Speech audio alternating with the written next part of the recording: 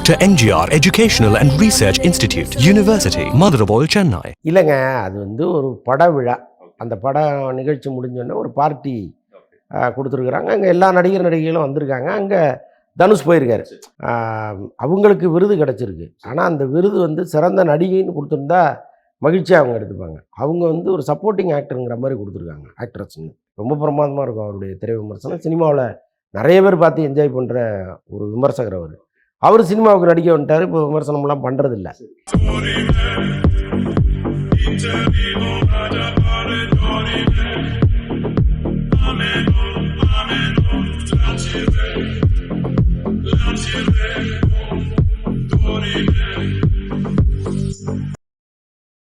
இப்போ அந்த மாநாட்டுக்கான விஷயங்கள்ல வேற என்ன ரொம்ப ஸ்பெசிஃபிக்காக இருக்கும் சார்? அதாவது இந்த முதல் மாநாடு இங்கே நடந்ததுக்கும் இப்போ நடக்க போகிற மாநாட்டுக்கும் ஸோ என்ன மாதிரியான ஒரு ரொம்ப வித்தியாசங்கள் இருக்கும்? இதில் ரசிகர்களை தாண்டி நிறைய தொண்டர்கள், அந்த தொண்டர்களுக்கு அங்கே என்ன விஷயங்கள் சொல்ல போகிறாங்க அப்படின்றது அது எதாவது உங்களோட கணிக்க முடியுதா? இல்லை, எனக்கு தெரிந்த அந்த மாநாட்டுக்கு அவர் ஒருவார் இவர் ஒருவார்னு பல பேர் லிஸ்ட்டு போட்டாங்க. இப்போ ஒருத்தரும் வரமாட்டாருங்கிற மாதிரி தான் இருக்க சூழ்நிலை. ஏன்னா இப்போ விஜயோடு யாரெல்லாம் கூட்டணி வைக்கணும்னு விரும்புகிறாங்களோ அதையெல்லாம் கரெக்டாக திமுக ஸ்கெட்சை போட்டு தூக்கிட்டு இருக்குது. இப்போ ஓபிஎஸ் வந்து அப்படி ஏதோ ஒரு மனநிலையில் இருந்தார். உடனே அவரை வர வச்சு உட்கார வச்சு பேசி ஏதோ ஒரு முடிவு கொண்டுட்டாங்க. பிரேமலதா வந்து விஜயோட கூட்டணி வைக்கிற மாதிரி ஒரு பிளானை போட்டுக்கிட்டு இருந்தாங்க. அவங்கள வர சொல்லி உட்கார வச்சு பேசி ஏதோ ஒரு முடிவு பண்ணிட்டாங்க. அப்போ யாருமே விஜயோட ஒரு கூட்டணி வைக்க முடியாத அளவுக்கு அதை வந்து கவனமாக பார்த்துக்கிறாங்க. சரி, தனித்து நின்று அவர் எவ்வளோ வாங்கிடுவார், எத்தனை % ஓட்டு வாங்குவாருங்கிறதெல்லாம் தெரியாது. அப்போ அவருடைய செயல்பாடுகளை பொறுத்து தான் அது அமையும்.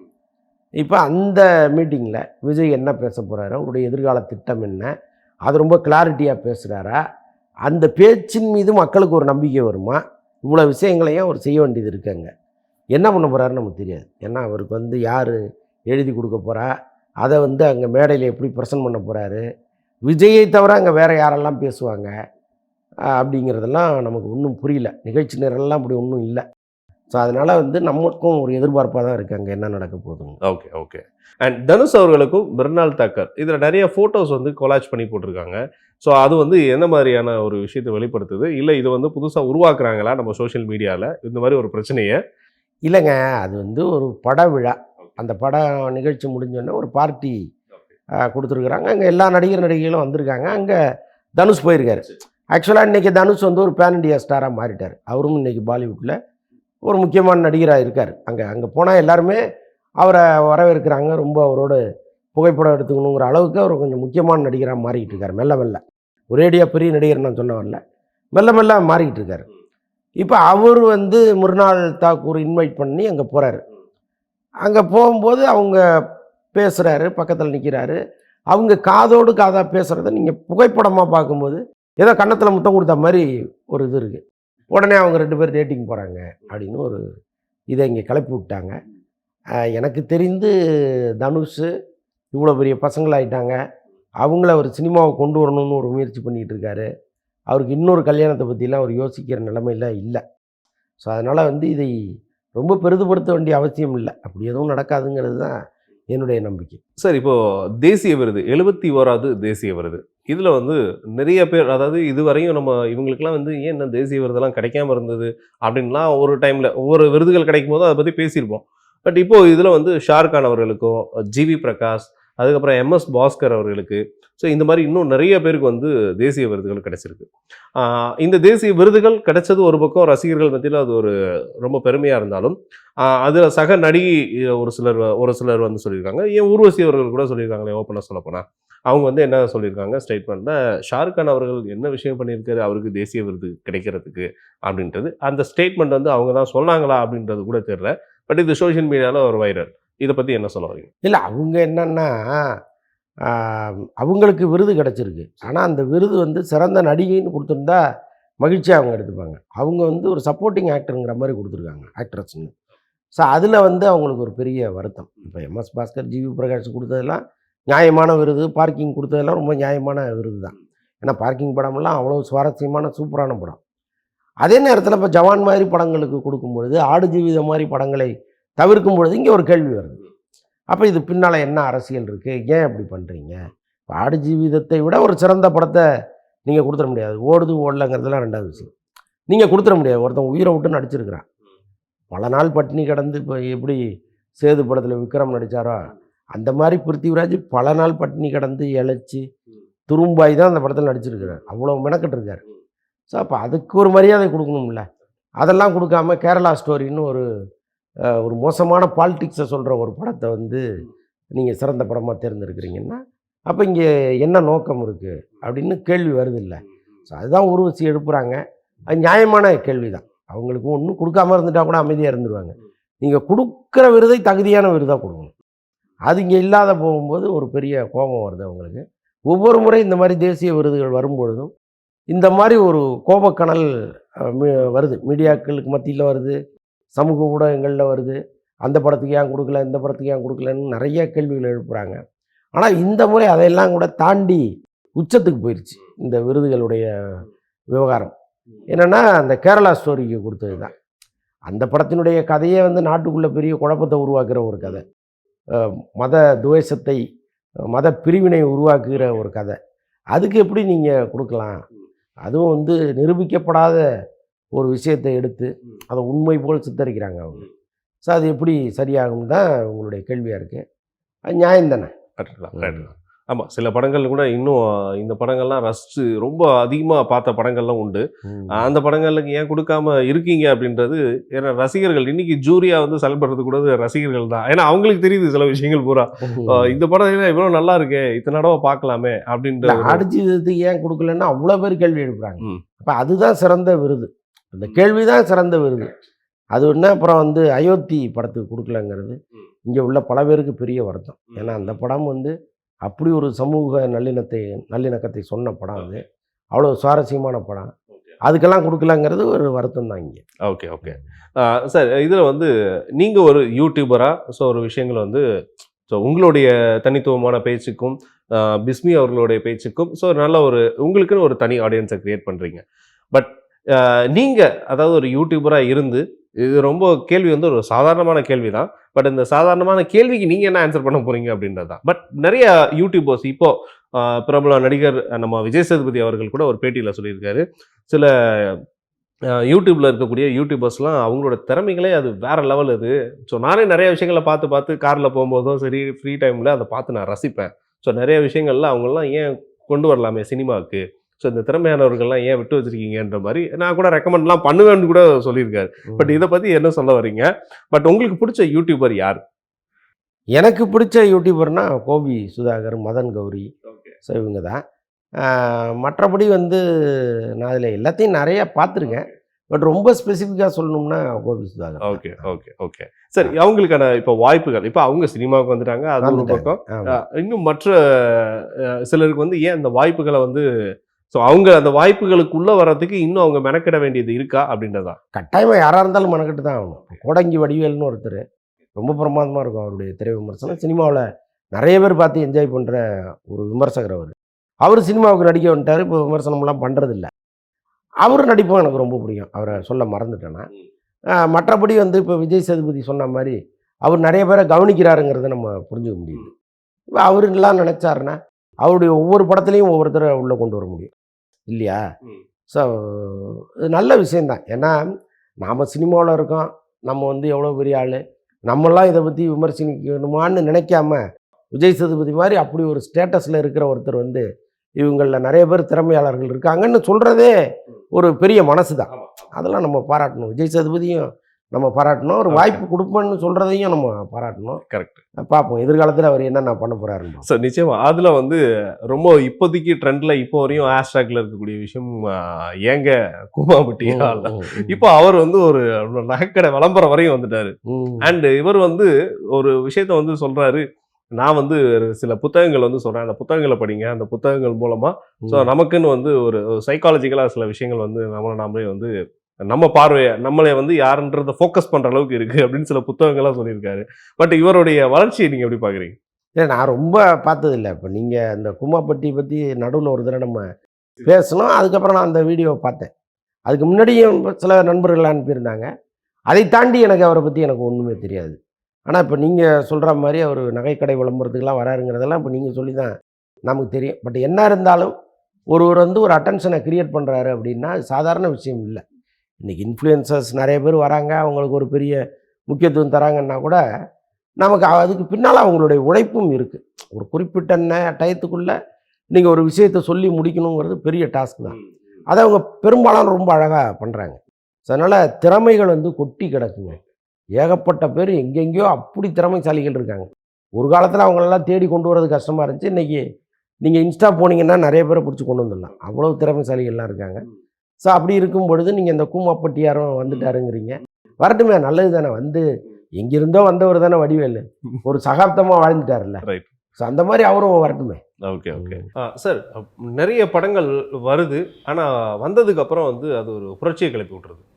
அது புரட்சியை விட பிரச்சனைன்னு சொல்லலாம் அது. ஸோ இப்போ கிங்டம் படம் வந்தது.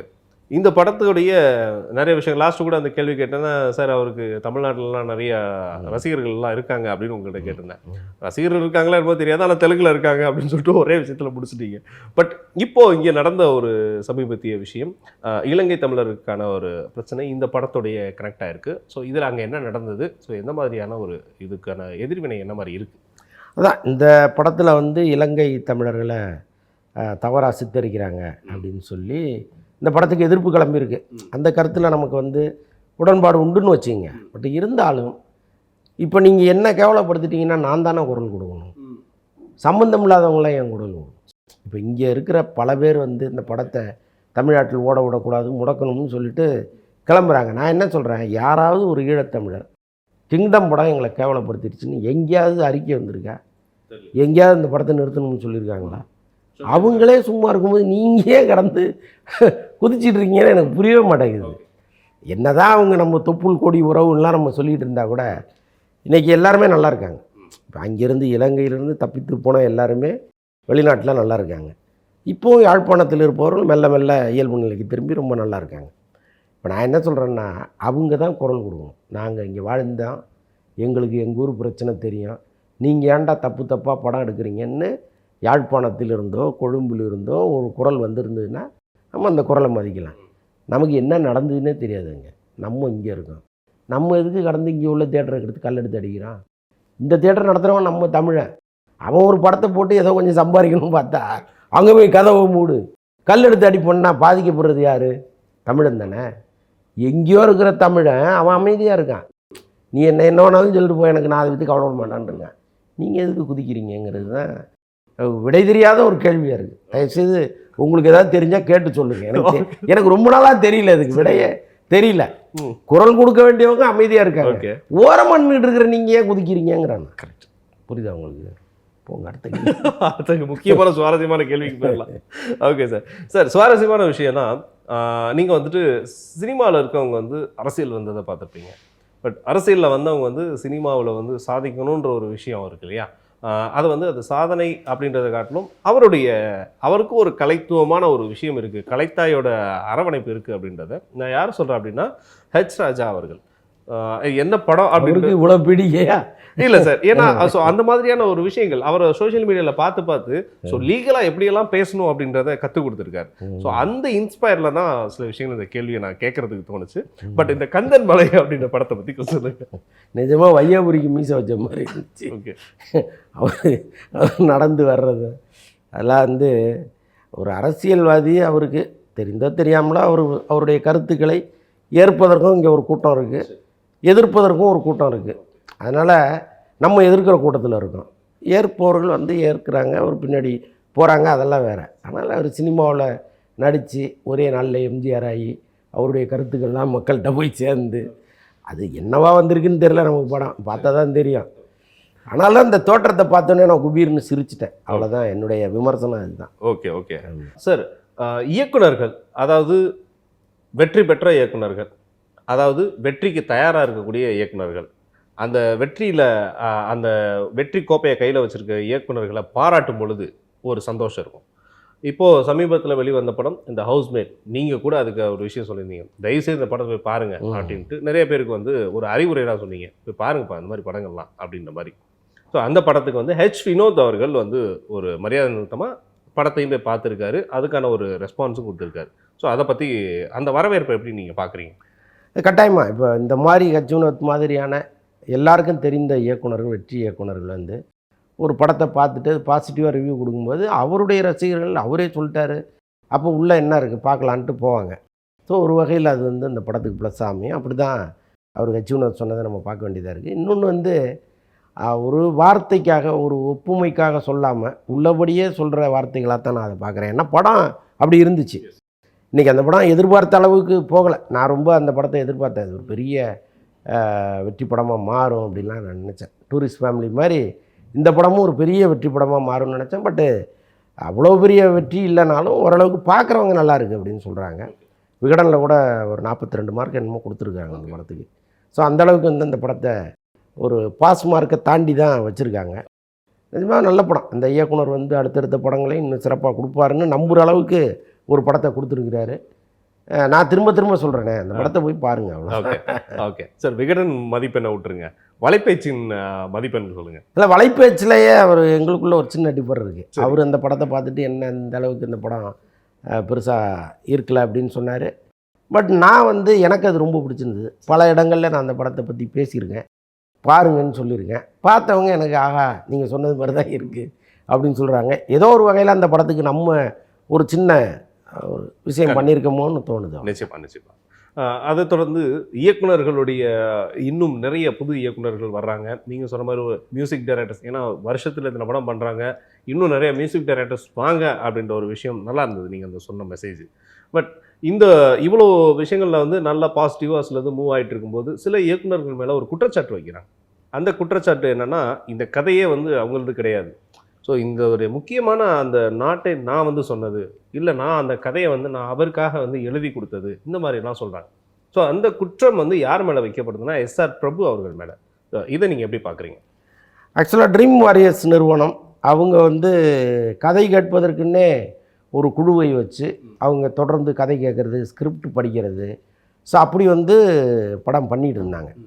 ஆனால் நிறைய பேர் அங்கே கொண்டு வந்து ஸ்கிரிப்டெல்லாம் கொடுத்துருந்தாங்க. ஆனால் பேசிக் என்ன அப்படின்னா, நீங்கள் இந்த கதையை ஏற்கனவே பதிவு பண்ணியிருக்கீங்களான்னு அவங்களே கேட்பாங்க.